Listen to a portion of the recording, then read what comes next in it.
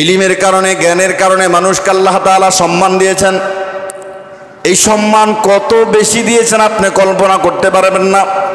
পৃথিবীতে 18,000 মখলুকাত আল্লাহ তাআলা সৃষ্টি করেছেন, মতান্তরে কম বেশি হতে পারে। এই 18,000 মখলুকাতের মধ্যে সর্বশ্রেষ্ঠ সৃষ্টি কে? কে? মানুষ। কে? মানুষ। বলতে পারেন হুজুর ফেরেশতাদের সম্মান কি কম? হ্যাঁ, ফেরেশতাদের সম্মান মানুষের থেকে কম। আল্লাহ তাআলা ইলমের কারণে আদম সন্তানকে সম্মানিত করলেন। আল্লাহ আদমকে বানানোর পরে ফেরেশতাদেরকে বললেন উসজুদ লি আদম, সিজদা করো আদমকে। সঙ্গে সঙ্গে কি করলেন? সিজদা করলেন। এখন বলেন, আপনারা বলেন এবার, সম্মানটা ফেরেশতার বেশি হয়ে গেল না মানুষের? মানুষের সম্মানটা বেশি হয়ে গেল। শয়তান 1000 বছর ধরে আল্লাহর ইবাদত করে গোলামি করে। জান্নাতে আল্লাহ শয়তানকে জায়গা দিয়েছেন। এবার শয়তানকে যখন বলল মানুষকে সিজদা করো, শয়তান বলল না আল্লাহ আমি করতে পারি না, আমার সম্মানটা উপরের আর মানুষের সম্মান নিচের। উপরের মানুষ হয়ে কিভাবে আমি নিচের মানুষটাকে সম্মান করি? শয়তান যখন সম্মান করতে অস্বীকৃতি জানালো, সিজদা দিতে অস্বীকৃতি জানালো, আল্লাহ কোরআনের আয়াত নাজিল করে দিয়ে শয়তানকে কাফেরদের দলের অন্তর্ভুক্ত করে দিলেন। আল্লাহ বলেন নাবা ওয়াস্তাকবারা ওয়া কানা মিনাল কাফিরিন, যাও কাফেরদের দলে চলে যাও। তুমি যেহেতু আমার আদমকে সম্মান করবে না, সিজদা করবে না, তো তোমাকে আমার জান্নাতে রেখে কোনো লাভ নাই, যাও তুমি আজকে থেকে কাফেরদের দলের অন্তর্ভুক্ত। শয়তান বলল রব্বুল আলামিন, এই মানুষের জন্য আপনি আমাকে জান্নাত থেকে বাহির করেছেন, আপনিও জেনে রাখেন আমি আপনার এই বান্দাগুলোকে ধোঁকা দেব, চতুর্দিক থেকে ধোঁকা দেব, আমিও দেখব কেমনে তারা জান্নাতে যায়।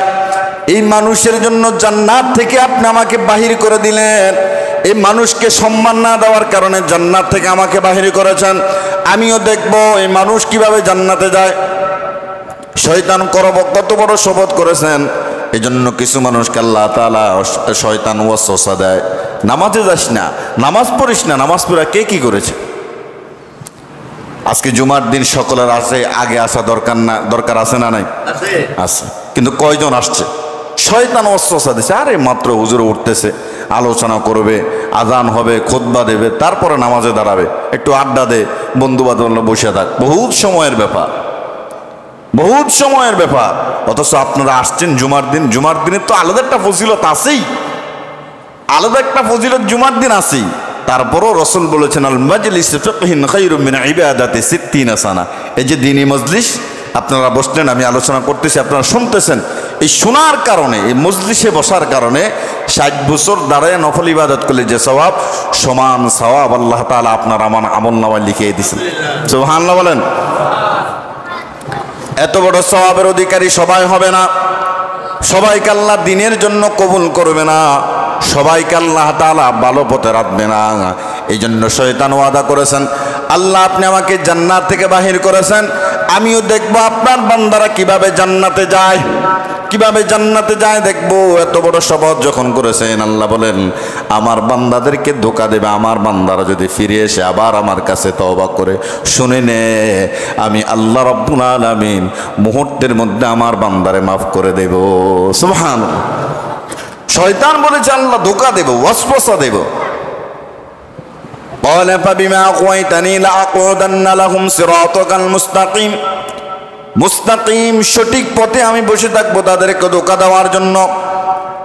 সুম্মা লাআতিয়ান্নাহুম মিন বাইনি আইদিহিম ওয়া মিন খালফিহিম ওয়া আন আইমানিহিম ওয়া আন শামাইলিহিম ওয়া লা তাজিদু আকতারুহুম শাকিরিন। চতুর্দিক থেকে শয়তান বলল শুধু এক দিক থেকে ধোঁকা দেব না, সামনের দিক থেকে, পিছন দিক থেকে, ডান দিক থেকে, বাম দিক থেকে, চতুর্দিক থেকে তাদেরকে আমি আক্রমণ করব। কয় দিক থেকে তারা ঠেকাবে? কয় দিক থেকে? আল্লাহ বলেন সব দিক দিয়ে তুমি ধোঁকা দাও, আমার কোনো সমস্যা নাই, সব ধোঁকা অতিক্রম করেও যদি আমার বান্দা ফিরে এসে আমি মাফ করে দেব। সুবহানাল্লাহ বলেন। সব বাধা অতিক্রম করে যখন আমার বান্দা আমার ঘরে আসবে আর আমার কুদরতি পায়ে সিজদা দিয়া পড়ে থাকবে, আমার বান্দার এই কপাল জমিনে পড়ার আগে আমি আল্লাহ আমার বান্দারে মাফ করে দেব। সুবহানাল্লাহ বলেন। মুনিরা أما بعد فأعوذ بالله من الشيطان الرجيم بسم الله الرحمن الرحيم وعلم آدم الأسماء كلها ثم عرضهم على الملائكة فقال أنبئوني بأسماء هؤلاء إن كنتم صادقين صدق الله العظيم وصدق رسوله النبي الكريم ونحن على ذلك من الشاهدين والشاكرين والحمد لله رب العالمين إن الله وملائكته يصلون على النبي يا أيها الذين آمنوا صلوا عليه وسلموا تسليما اللهم صل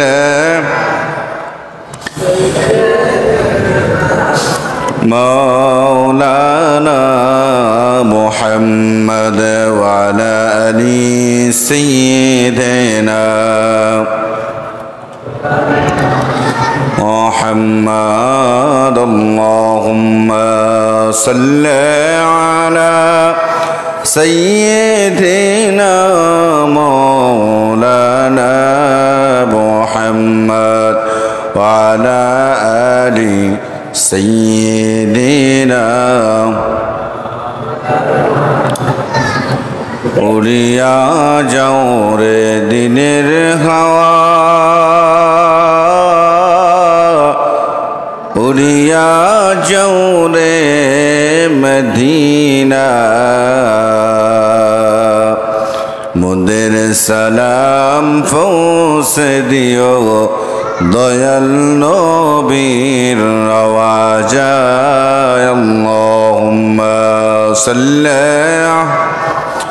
سيدنا مولانا محمد وعلى آل سيدنا لا إله إلا الله لا إله إلا الله لا إله لا إله إلا الله لا إله الله لا إله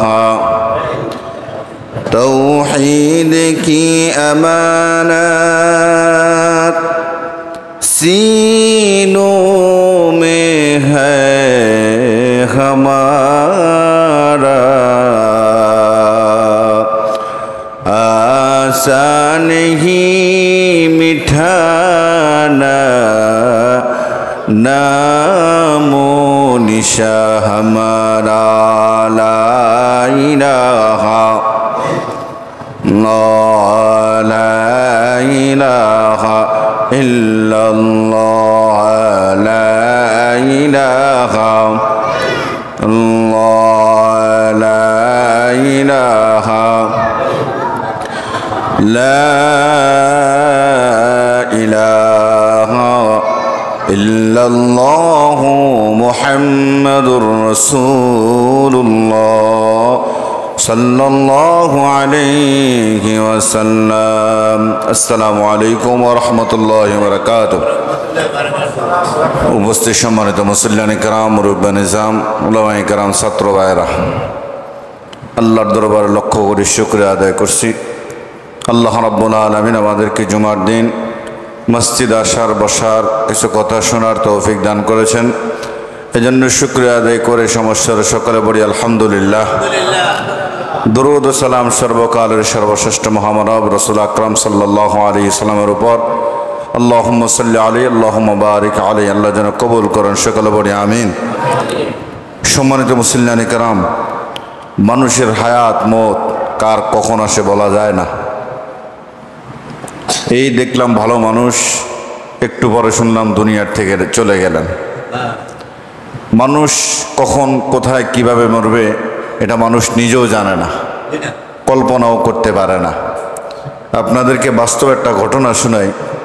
নোয়াখালীর এই যে একজন ওমান প্রবাসী ভাই দেশে আসলেন, খুব বড় আশা নিয়ে দেশে আসলেন। তিনি বিবাহ করে গেছেন, সন্তানটাকেও আদর করতে পারেন নাই, কোলে নিতে পারেন নাই। সন্তান দেখবেন, মা বাবা আত্মীয় স্বজন সকলের সাথে দেশে থাকবেন, আনন্দ করবেন, মিলেমিশে থাকবেন। আসলেন ওমান থেকে, আর তাকে রিসিভ করার জন্য তার মা, তার নানু, তার স্ত্রী, তার সন্তান, তার বোন অনেকেই গেল। সবাই কি জানতো যাওয়ার পথে তারা দুনিয়ার থেকে বিদায় হয়ে যাবে? জানতো না। খুব হাসি খুশি হৃদয় নিয়ে তারা গেলেন। মা গেলেন সন্তানকে রিসিভ করার জন্য, স্ত্রী গেলেন স্বামীকে রিসিভ করার জন্য। সন্তান বাবাকে প্রথমবারের মতো দেখবেন, বাবাও সন্তানকে প্রথমবারের মতো দেখে আদর স্নেহ করবেন। আল্লাহর হুকুম আসার পথে দুর্ঘটনার শিকার হয়ে মাও চলে গেলেন, নানিও চলে গেলেন, স্ত্রীও গেলেন, সন্তানটাও চলে গেলেন। এভাবে পরিবারের 7 জনকে তিনি হারালেন। 7 জনকে তিনি হারায় ফেললেন। তিনি যে বক্তব্যটা দিয়েছেন যে আমি আমার স্ত্রীকে টানতেছি বাহির হওয়ার জন্য, সে তার মেয়েকে ধরে রেখেছে। অর্থাৎ মা তার মেয়েকে ছাড়া আসবে না, মা তার মেয়েকে ধরে রেখেছে। আমি আমার মাকে টানতেছি বাহির হওয়ার জন্য, আমার মা আমার নানুকে ধরে রেখেছে। একজন আরেকজনকে ছাড়া বাহির হচ্ছে। কি করুণ পরিণতি! কখন কার মৃত্যু এসে যায় কেউ বলতে পারবে না। ইদা জা আজালুহুম লা ইস্তাখিরুনা সাআতান ওয়ালা ইস্তাকদিমুন। যখন আজরাইল আসবে তখন আর 1 সেকেন্ড এদিক সেদিক করবে না, দেহ থেকে রূহটা বাহির করে নিয়ে যাবে। সময় শেষ, দুনিয়ার হায়াত শেষ। চলেন, এই দুনিয়াটা আসলে আমাদের জন্য একটা মেহমানখানা। আসলাম, কয়েকদিন থাকলাম, চলে গেলাম। এই কয়েকদিন দুনিয়ায় থাকলাম, ভালো মন্দ কি করলাম না করলাম, আবার দুনিয়ার জমিন থেকে যাওয়ার পরে এগুলো আল্লাহর কাছে হিসাব দিতে হবে। দুনিয়ায় কেমনে চলছেন, কিভাবে চলাফেরা করছেন, নিজে কিভাবে চললেন, স্ত্রী সন্তানদেরকে কিভাবে চলালেন, মেয়েকে পর্দা করালেন কিনা, সন্তানকে দ্বীনি ইলম শিক্ষা দিলেন কিনা, এগুলো সম্পর্কেও আল্লাহ তাআলা কিয়ামতের ময়দানে জিজ্ঞাসা করবে। দুনিয়াতে আসলাম, খাইলাম, চললাম, ঘুমালাম, বন্ধু বান্ধব নিয়ে আড্ডা দিলাম, সময় পার করলাম, দুনিয়ার থেকে চলে গেলাম। এটার নাম জীবন না। আল্লাহ এই জন্য সৃষ্টি করে নাই। আল্লাহ আমাদেরকে সৃষ্টি করেছেন এই দুনিয়াতে আমরা আল্লাহর দাসত্ব করার জন্য, আল্লাহর গোলামি করার জন্য। কোথায় আল্লাহর গোলামি, কোথায় আল্লাহর দাসত্ব? যে যেভাবে মন চায় সেভাবে দুনিয়ায় চলাফেরা করতেছে। নামাজ নাই, রোজা নাই, হজ নাই, জাকাত নাই, হালাল হারাম কিছু নাই। মন যেভাবে চায় সেভাবেই আমরা কি করতেছি? চলতেছি। আল্লাহ তাআলা আমাদেরকে বুঝার মানার তৌফিক দান করুন, সকলে পড়ে আমিন। সম্মানিত মুসলিয়ান কিরাম, আমাদের বিষয়টা ছিল মুমিন কিভাবে দিন রাত অতিবাহিত করবে। মাঝখানে আরেকটা বিষয় একজন ভাই বলল, হুজুর জ্ঞান সম্পর্কে, ইলম সম্পর্কে একটু আলোচনা করবেন। এই জন্য আমরা আবার আলোচনার ফাঁকে ইলমটাকে ঢুকায় নিলাম। ইলম এমন একটা দামি সম্পদ, জ্ঞান এমন একটি দামি সম্পদ। ইলম যারা অর্জন করবে, জ্ঞান যারা হাসিল করবে, সমাজে তারাই সম্মানিত হবে। শুধু সমাজে নয়, দুনিয়াতেও সম্মানিত হবে, পরকালেও সম্মানিত হবে। দুনিয়াতেও লাভবান, ইলম অর্জন করার কারণে পরকালেও লাভবান হবে। কারণ আল্লাহ তাআলা আমাদেরকে যখন মায়ের গর্ভ থেকে দুনিয়ায় নিয়ে এসেছেন, জ্ঞান ছাড়া আমাদেরকে দুনিয়ায় নিয়ে এসেছেন। আমরা কথা বলতে জানতাম না, খিদা লাগলেও বলতে পারতাম না মাকে, মা আমার খিদা লাগছে। কান্না ছাড়া কোনো ভাষা আমার নাই, কান্না ছাড়া কোনো ভাষা নাই। বাবাকেও বাবা ডাকতে পারতাম না জবান দিয়া, মাকেও মা ডাকতে পারতাম না, আমার মা আমাকে মা বলতে বলতে আমাকে মাটা শিখাইছেন, বাবা আমাকে বাবা বলতে বলতে বাবা ডাক শিখাইছেন। সুতরাং আমার মুখের ভাষাও অন্যজন কি করছেন, শিখাইছেন। আল্লাহ রাব্বুল আলামিন জ্ঞানহীন অবস্থায় দুনিয়াতে আমাদেরকে নিয়ে এসেছেন। দুনিয়ায় আসার পরে সাম্যক কিছু জ্ঞান আল্লাহ তাআলা দান করেছেন। এই জন্য জ্ঞান অর্জন করা, ইলম হাসিল করা আমাদের জন্য আবশ্যক। আবার এমন কিছু আলিম আছে, জ্ঞান আছে, যেগুলো অর্জন করা সকলের পক্ষে সম্ভব নয়। সবাই ডাক্তার হতে পারবে না, সবাই ইঞ্জিনিয়ার হতে পারবে না, সবাই বিজ্ঞানিক হতে পারবে না, সবাই আবার আলেম হতেও পারবে না। আমরা যখন হেফজখানায় পড়ি, হেফজখানায় যখন পড়লাম দেখলাম অনেক ছাত্র ঝরে গেছে। আল্লাহ তাআলা আমাদেরকে কবুল করেছে। রাত বিরাত 3টায় 2টায় মাদ্রাসা থেকে ভেগে যেত, আবার গার্ডিয়ান নিয়ে আসতো, পায়ে চিকল বেঁধে রাখতো, তারপর ওই চিকল নিয়ে পড়ায় চলে যেত, চিকল নিয়ে চলে যেত মারধর করে। আল্লাহ যদি কবুল না করে পারবে, হবে না। আল্লাহ কবুল করা লাগবে। ইউতুল হিকমাতা মান ইয়াশা ওয়া মান ইউতুল হিকমাতা ফাকাদ উতিয়া খায়রান কাসীরা। আল্লাহ যাকে চান তাকেই জ্ঞান দান করেন, যার কল্যাণ চান তাকে আল্লাহ তাআলা ইলম দান করেন, জ্ঞান দান করেন। এটা আল্লাহর রহমত উপরে থাকা লাগবে। কত ছাত্র ভাইকে আমরা দেখলাম, মা বাপ কত কষ্ট করে এনে দিয়ে যায়। ওস্তাদরা চিকল বেঁধে রাখতো আগে, এখন তো আর বেঁধে রাখে না, এখন এই সিস্টেমটা নাই। কারণ এখন ছাত্রকে আঘাত পর্যন্ত করতে পারে না, মার দিতে পারে না। তখন মা বাপ গিয়ে ধরে, হুজুর আমার সন্তানটাকে আপনি মারলেন এভাবে, আমি কোনোদিন আমার সন্তানটার গায়ে একটা টোকা দিলাম না। যেদিন থেকে কথা এসেছে সেদিন থেকে এখন আর সন্তানটা মানুষের মতো মানুষ হয় না। আমাদের জমানায়, আমাদের সময় আমরা দেখতাম ছাত্ররা পড়া না পারলে এমন আঘাত করা হতো, এমন মার মারা হতো, যখন মা বাপকে এই মায়ের দাগগুলো দেখাতো বলতো যে উস্তাদে মারলে যে জায়গায় মারবে ওই জায়গায় বেহেস্তে যা, বলতো না? এটা বলতো। মা বাপ উস্তাদকে আবার ফিরে কোনো কিছু জিজ্ঞাসা করতো না তখনকার আমলে, যে আমার সন্তানটাকে আপনি কেন এইভাবে মারলেন। আর আজ একটা আঘাত করলে, বেত দিয়ে একটা আঘাত করলে, এটা যখন সন্তান মায়ের কাছে বলে, বাবার কাছে বলে, আমি আমার সন্তানটাকে এত কষ্ট করে লালন পালন করলাম, কোনোদিন সন্তানটার গায়ে একটা আঘাত করলাম না, কোনোদিন সন্তানটার গায়ে একটা টোকা দিলাম না, আপনি কিভাবে আমার সন্তানটার গায়ে আঘাত করলেন? যেদিন থেকে কথাগুলো এসেছে সেদিন থেকে আসলে সন্তানগুলো এখন মানুষ হয় না। এগুলো ইয়াবার সাথে জড়িত হয়ে যায়, গাঁজার সাথে জড়িত হয়ে যায়। দেখেন অল্প বয়সে, গতকাল দেবিদ্যার একটা ইসলাহি মাহফিলে গেলাম, তো যাওয়ার পরে লক্ষ্মীপুর ব্রিজ পার হচ্ছিলাম, একেবারে ছোট ছোট দুটো বাচ্চা ছেলে সিগারেট টানতেছে, নাউজুবিল্লাহ বলবেন না। তারপরে অনেক বছর আগে চাঁদপুর গেছিলাম, ওইখানেও দেখি একেবারে মনে হয় 8-10 বছরের বাচ্চা ছেলে সিগারেট টানতেছে। শিক্ষার অভাব, জ্ঞানের অভাব, ইলমের অভাব। এই জন্য মা বাপকেও কিয়ামতের ময়দান আল্লাহর কাঠগড়ায় দাঁড়াতে হবে। সন্তানদেরকে দ্বীনি ইলম, দ্বীনি জ্ঞান শিক্ষা না দিয়া গেলে, যতটুকুন পারবেন সন্তানকে দ্বীনি ইলমটা, দ্বীনি জ্ঞানটা শিক্ষা দেবেন। রাসূল বলেন, মানুষ যখন মরে যাবে, মরে যাওয়ার পরও তার সব আমল বিচ্ছিন্ন হয়ে যায় 3টি আমল ব্যতীত। কয়টি আমল? 3টি আমল। 1 নম্বর হলো সদকায়ে জারিয়া, যেটা আপনার মসজিদ, মাদ্রাসায়, এতিমখানায় সদকা করবেন, দান করবেন, এটা আপনি মৃত্যুর পরও কবরে সদকায়ে জারিয়া হিসেবে যাবে। 2 নম্বর হলো ইলম, জ্ঞান। আমি স্যারকে দিয়ে উদাহরণ দিই। স্যার মনে করেন যে জ্ঞান অর্জন করেছে, করার পর একটা স্কুলে শিক্ষকতা করেছে, ওনার দ্বারা অনেক ছাত্র হয়েছে না, ওনার অনেক ছাত্র হয়েছে না। এই ছাত্রগুলো স্যারের দুনিয়ার থেকে চলে যাওয়ার পরে ওনারা আবার অন্য ছাত্রদেরকে পড়াশোনা করবেন, এভাবে সদকায়ে জারিয়া স্যার কবরে যেতেই থাকবে। সুবহানাল্লাহ বলেন। 3 নম্বর হলো নেক সন্তান রেখে যাবেন। আপনি মরে যাওয়ার পরও আপনার এই সন্তানগুলো যেন কবরে দাঁড়ায়া ফাতিহা ইখলাস পড়ে আপনার জন্য দোয়া করতে পারে। সন্তান যদি রেখে দেন গাঁজাখোর, ইয়াবাখোর, নেশাখোর, তো এই সন্তান আপনার জন্য কি দোয়া করবে? বছরের পর বছর চলে যাবে, কোনোদিন আপনার সন্তান উকি দিয়ে আপনার কবরের দিকে তাকাবেও না। এই সময়টা আসতেছে, জামানাটা আসতেছে, বেশি দূরে নয়। আপনি যে সন্তান রেখে গেছেন, এই সন্তানটা কোনোদিন আপনার কবরের দিকে তাকাবেও না। আজ অনেক মা বোনেরা আমাদেরকে ডেকে বলে, হুজুর আমার সন্তানটা তো নষ্ট হয়ে যাচ্ছে, একটু বুঝান। কত সন্তানদেরকে আমরা বুঝাই তোমার মার অনেক স্বপ্ন তোমাকে নিয়ে, তোমার বাবার অনেক স্বপ্ন তোমাকে নিয়ে, এভাবে নষ্ট হয়ে যেও না, এভাবে নষ্ট হয়ে যেও না। কত সন্তানকে আমরা বুঝাই। এই জন্য দ্বীনি জ্ঞান, দ্বীনি ইলম কিঞ্চিত পরিমাণ অনুসন্ধানকে দিয়ে যেতে হবে।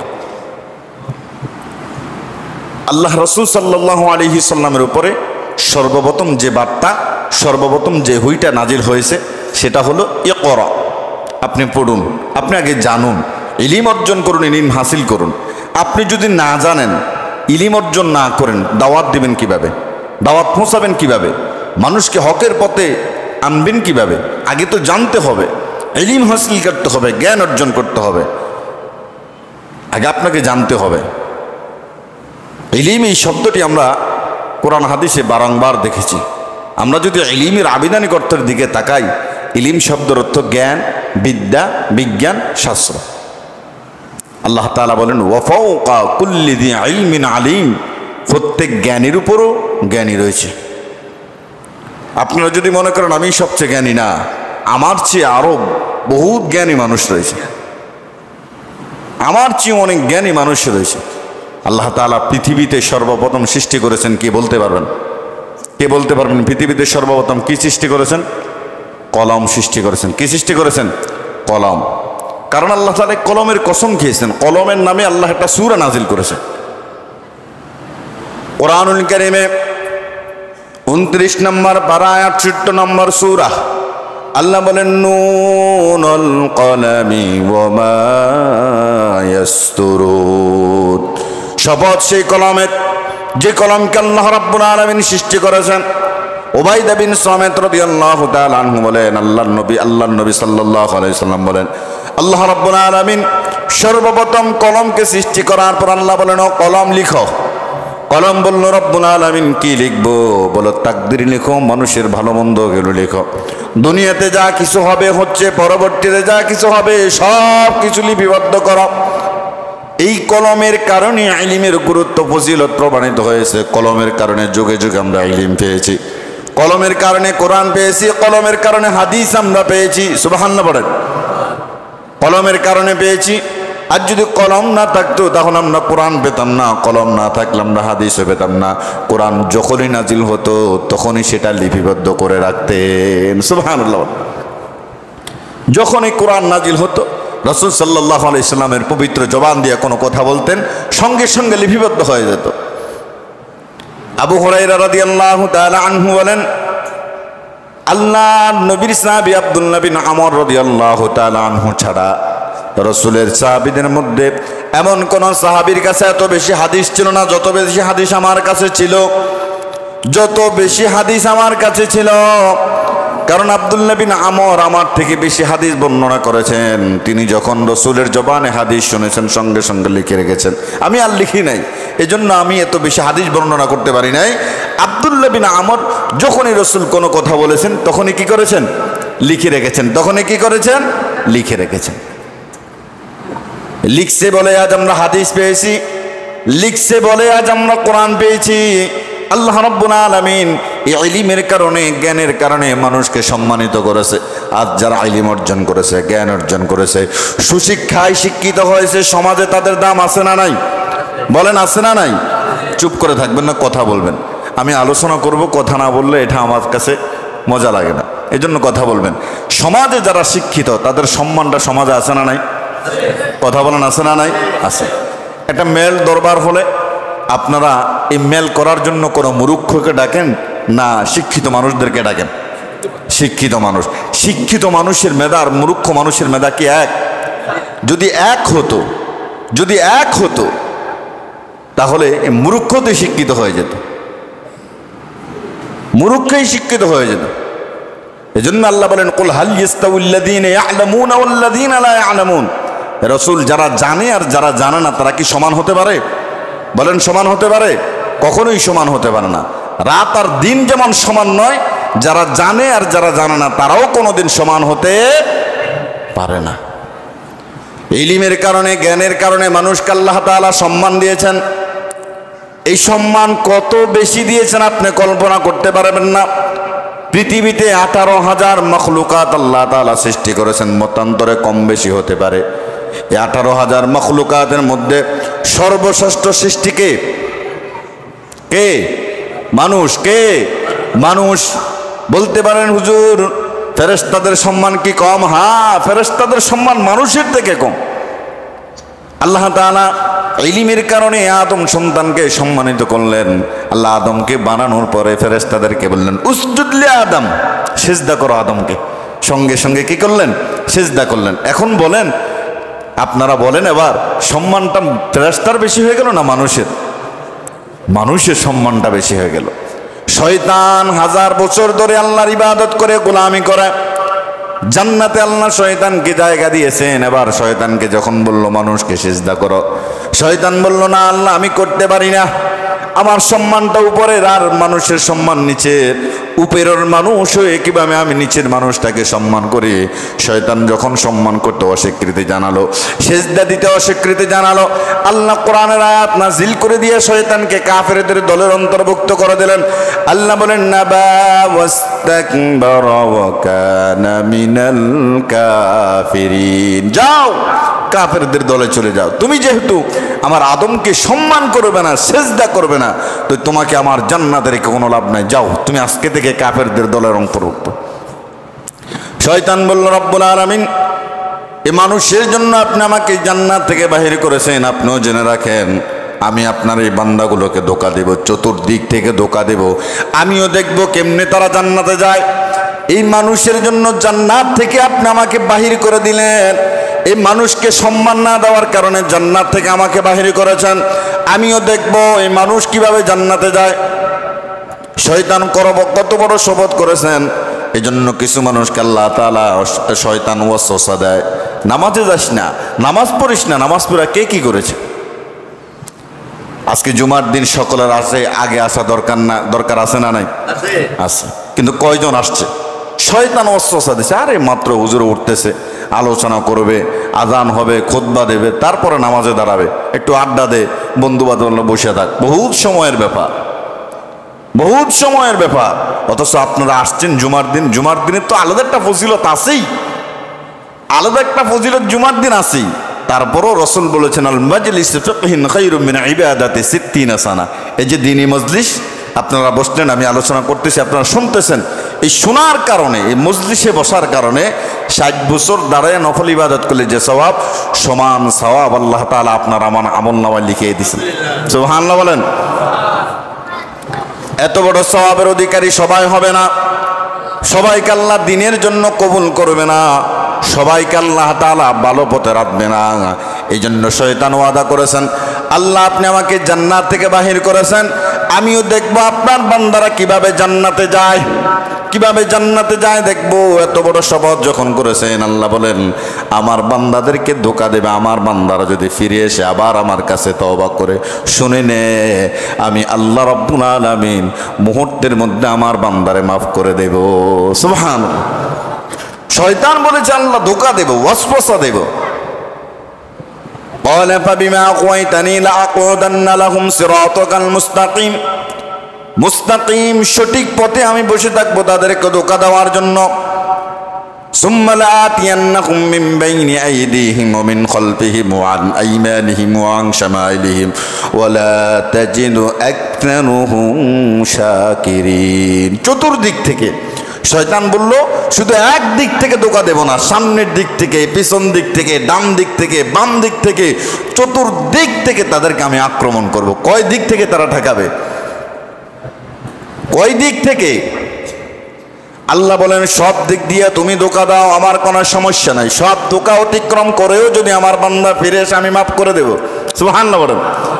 সব বাধা অতিক্রম করে যখন আমার বান্দা আমার ঘরে আসবে আর আমার কুদরতি পায়ে সিজদা দিয়া পড়ে থাকবে, আমার বান্দার এই কপাল জমিনে পড়ার আগে আমি আল্লাহ আমার বান্দারে মাফ করে দেব। সুবহানাল্লাহ বলেন। শয়তান সিজদা করে নাই, ফেরেশতারা সম্মান করেছে, সিজদা করেছে। আল্লাহ রাব্বুল আলামিন এই মানুষকে ফেরেশতাদের উপরে সম্মান দিয়েছে। মানুষকে এত জ্ঞান, এত ইলম আল্লাহ তাআলা জানায় দিয়েছেন। আদম আলাইহিস সালাতু ওয়াস সালামকে বানানোর পর আল্লাহ পৃথিবীর সব ইলম সব জ্ঞান আদম আলাইহিস সালাতু ওয়াস সালামের মাথার ভিতরে ঢুকাইয়া দিয়েছেন। আল্লাহ তাআলা ফেরেশতাদেরকে ডাকলেন, ও ফেরেশতারা, মনে করেন এটা কি, বলেন এটা কি? মাইক্রোফোন। এটা কি? মাইক্রোফোন। আমি এখানে কথা বলি, এটা উপরে যাচ্ছে আর উপর থেকে আপনাদের পুরা গ্রাম ছড়াচ্ছে। এখন ফেরেশতাদের সামনে এটাকে নিয়ে এসে আল্লাহ বললেন, ফেরেশতারা বলো এটা কি? তখন ফেরেশতারা বলল, ক্বালু সুবহানাকা লা ইলমা লানা ইল্লা মা আল্লামতানা ইন্নাকা আনতাল আলিমুল হাকীম। আল্লাহ, তুমি আমাদেরকে যা শিখাইছো, যা জানাইছো, এগুলাই আমরা জানি, এর বাহিরে আমরা কিছু জানি, এর বাইরে আমরা কিছুই জানি না। আল্লাহ তাআলা আদমকে ডাক দিলেন, ওয়া আল্লামা আদামাল আসমা কুল্লাহা সুম্মা আরাদাহুম আলাল মালাইকা فقال أنبئوني بأسماء هؤلاء إن كنتم صادقين। সুবহানাল্লাহ পড়েন। আল্লাহ তাআলা আদমকে ডাক দিলেন, ও আদম, পৃথিবীতে যা কিছু আছে সব কিছুর নাম তুমি বলো। যখনই আদম আলাইহিস সালাতু ওয়াস সালাম এক এক করে পৃথিবীতে যা কিছু আছে সব কিছু আল্লাহ তাআলা শিখানো, যে ভাষা, যে ইলম, যে জ্ঞান দান করেছেন, মুহূর্তের মধ্যে আদমকে বলার পরে আদম আলাইহিস সালাতু ওয়াস সালাম বলে দিলেন। সুবহানাল্লাহ। এই জ্ঞান, এই ইলম আল্লাহ তাআলা মানুষকে দান করেছেন। ইলমের কারণে আর সম্মানিত হয়, ইলমের কারণে মানুষ দুনিয়া আখিরাতে কল্যাণ লাভ করে। আজ ইলম করছি, ইলম অর্জন করছি বলে আজকে আপনারা এখানে আমাকে বসতে দিয়েছেন। যদি আমি ইলম হাসিল না করতাম, জ্ঞান অর্জন না করতাম, এখানে তো দূরের কথা, মসজিদে আপনাদের সামনে দাঁড়ায় কথা বলার ক্ষমতাও আমার থাকতো। একটা সময় যখন এত বেশি পড়াশোনা করি নাই, দাখিল পাস করলাম মাত্র, তখনও আমি গোপীনাথ মোড় মসজিদের ইমাম। তো একদিন হঠাৎ সালাম হুজুর নাই, জুমা পড়াবে কে? এখন আমার দায়িত্ব দিস, মানুষের সামনে দাঁড়ায় আমি কখনো জুমা পড়াইনি। এ প্রথম আমি একটা আলোচনা খুব নোট করলাম, একেবারে 10 পৃষ্ঠার একটা আলোচনা নোট করলাম। একটা সপ্তাহ হুজুরে শুক্রবারে চলে যাবে, সামনের শুক্রবার থাকবে না, এই শুক্রবারে আমারও বলেছে। দেখেন, আমি পুরো সপ্তাহ একটা আলোচনা নোট করলাম, একবার 10 পৃষ্ঠার একটা আলোচনা। আপনারা যেমন সূরা ফাতিহাটা মুখস্থ করেছেন, এই পুরো 10 পৃষ্ঠা আমি এমনভাবে মুখস্থ করেছি, দাড়ি কমা যেখানে যেটা একেবারে হুবহুব এটা মুখস্থ করেছে। এটা অনেকবার ট্রাই করেছি, যে এই প্রথম আমার জুমা পড়ানো। আমি যখন জুমা পড়াতে দাঁড়াচ্ছি, সবার সামনে দাঁড়ালাম, আমার পাওগুলো কাঁপতাছে, এভাবে এভাবে কাঁপতাছে। তখনই এত বেশি পড়াশোনা করি নাই, দাখিল পাস করেছি, কিন্তু এখনও আলহামদুলিল্লাহ অনেক ছেলেরা 8ম শ্রেণী পাস করে, দাখিল পাস করেও ট্রাই করতে করতে অভ্যাস হয়ে যায়। কিন্তু দাখিল পাস করার পরও আমি যখন এই 10 পৃষ্ঠা কিন্তু আমার একবার হুবহু মুখস্থ করছি, দাড়ি কমা কোথাও কোনো কিছু বাদ দিই নাই। তারপরও আমি যখন দাঁড়াইছি মানুষগুলোর সামনে 10 মিনিট কথা বলেছি, 10 পৃষ্ঠা 10 মিনিটে আলোচনা শেষ, 10 মিনিটে আলোচনা শেষ, অথচ আমার পা ওইভাবে কাঁপতেছে। আর যখন আল্লাহ তাআলা পুরো ইলম, পুরো জ্ঞান, আলিমের তো কোনো কিছুই অর্জন করতে পারি নাই, কোনো কিছুই অর্জন করতে পারি নাই, যতটুকু অর্জন করেছি আলহামদুলিল্লাহ এখন লং টাইম কথা বলতে পারি। আর আগের মতো ভয়, আগের মতো সেই আর আসে না। এটা কিসের কারণে? ইলমের কারণে। এটা কিসের কারণে? জ্ঞানের কারণে। অনেক এই পৃথিবীতে, বাংলার জমিনে অনেক বড় বড় আলেম আছে, আমাদের চেয়েও বড়, কিন্তু তিনাদেরকে আলোচনা করতে বললে আলোচনা করে না। সবাইকে আল্লাহ তাআলা সব কিছু দেয় না। আমাদের বাড়ির একটা মাদ্রাসা, উনি খুব ভালো একজন শিক্ষিত, কওমি থেকে দাওরা পাশ করেছেন, আলিয়া থেকে কামিল করেছেন, এমনিতে কোরআনের হাফেজ, কোনো দিন আলোচনা করে না। যদি বলি হুজুর একটু আলোচনা করেন না, বলে আমাদের অভ্যাস নাই। অভ্যাস মানুষের দাস, অভ্যাস মানুষের দাস। এই জন্য ইলম অর্জন করতে হবে, জ্ঞান অর্জন করতে হবে। আমরা সামনের সপ্তাহে এটা নিয়ে আবার আলোচনা করব। আজকে আপনাদের নামাজের পরে একটু গুরুত্বপূর্ণ কাজ আছে, বুড়িচং যাবে, এই জন্য সংক্ষেপ করতেছি যে সন্তানগুলোকে সুশিক্ষায় শিক্ষিত করবেন, ইলম অর্জন করাবেন। দুনিয়াতে যা কিছু অর্জন করেন না কেন, কোরআন শিক্ষাটা দিয়ে যাবেন। কোরআন শিক্ষাটা যদি দিতে না পারেন, ওই যে প্রথমে বললাম, আপনি মরে যাওয়ার পর আপনার সন্তানটা আপনার কবরে উকি দিয়েও তাকাবে না, উকি দিয়েও চাইবে না। জামানা যত যাচ্ছে, সামনে যত আসছে, দিন তত খারাপ হচ্ছে, দিন তত খারাপ হচ্ছে। আগে ইয়াবা ট্যাবলেটের নাম শুনছেন নি আপনারা? মুরব্বীরা যারা আছেন, আগে শুনছেন নি? আজ থেকে 15-20 বছর আগে নাম শুনছেন নি? শুনছেন? শুনছেন না। গাঁজা নাম শুনছেন নি? 20-25 বছর আগে শুনছেন? 20-25 বছর আগের ইয়াবা ট্যাবলেটের নাম শুনছি আমরা? শুনি নাই। গাঁজার নাম শুনছেনি? শুনি নাই। শুধু জানতাম মুরব্বীরা আকিস বিড়ি খাইতো, আবুল বিড়ি খাইতো, আকিস বিড়ি খাইতো। আর এখন ইয়াবা খায়, গাঁজা খায়, আর ট্যাবলেট খায়। কিছু কিছু টাকা আমাদের মাঝে মধ্যে পড়ে, এ টাকা আর কানি সিরা। তো এটা জানতাম না। তো একদিন দোকানদার কাছে বললাম যে অনেক সময় টাকা আসে এটার কানি সিরা, আবার এটা কানি পুরার দাগ। তখন বলো হুজুর এটা জানেন না আপনি? আমি কই না। এইগুলা দিয়ে যারা নেশা করে তারা ইয়াবা ট্যাবলেট খায়। নাউজুবিল্লাহ বলেন। টাকা দিয়েই ইয়াবা ট্যাবলেট টানে। কেমন জাতের মানুষ! দোয়া করবেন আপনাদের সন্তানগুলো যেন এই লাইনের মধ্যে ফাড়া না দেয়। আমিন বলেন। আজকে আমরা জুমার থেকে দোয়া করছি এই মিম্বর থেকে, আল্লাহ এই গোসাইপুরের সন্তানগুলোকে আপনি এই পথে নিয়েন না। সকলে আমিন বলেন। আপনারা কি চান আপনাদের এই সন্তানগুলো এই পথে চলে যাক? বলেন চলে যাক চান? এই সন্তানটা যখন এই পথে যাবে, মায়ের বদনাম, বাবার বদনাম, বাড়ির বদনাম, গোষ্ঠীর বদনাম, গ্রামেরও বদনাম, গ্রামেরও বদনাম। আল্লাহ তাআলা আমাদের সন্তানগুলোকে সুশিক্ষায় শিক্ষা অর্জন করার তৌফিক দান করুক। আমিন বলেন।